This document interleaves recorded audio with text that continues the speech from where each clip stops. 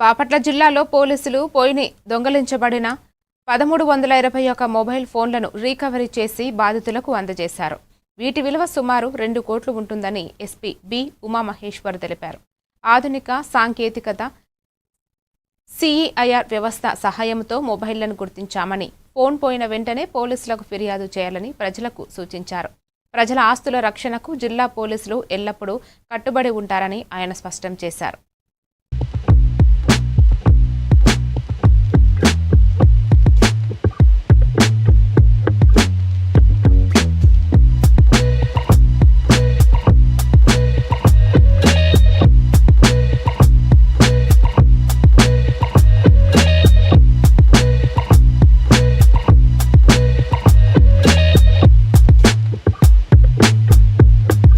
ఆరు విడతల్లో సుమారు 1321 మొబైల్స్ని జిల్లా వ్యాప్తంగా వివిధ పోలీస్ స్టేషన్స్ పరిధిలో దొంగలించబడిన మరియు లేదు మిస్ అయినటువంటి మొబైల్స్ని ఇప్పటి వరకు 1321 మొబైల్స్ని 6 విడతలుగా సుమారు 2,64,00,000 విలువైనటువంటి ఈ మొబైల్ ఫోన్స్ని రికవరీ చేయడం జరిగింది.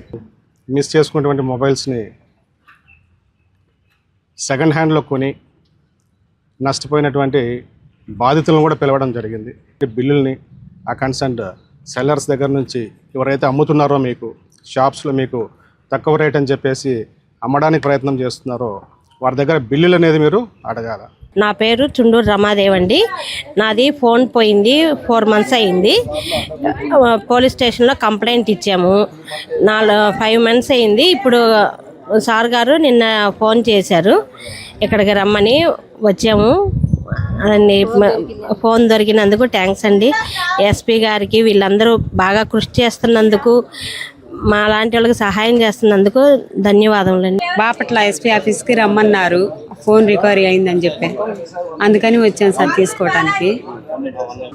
పోయిన ఫోన్ రికవరీ చేసి ఇచ్చినందుకు బాపట్ల పోలీస్ వారికి, ఎస్పీ గారికి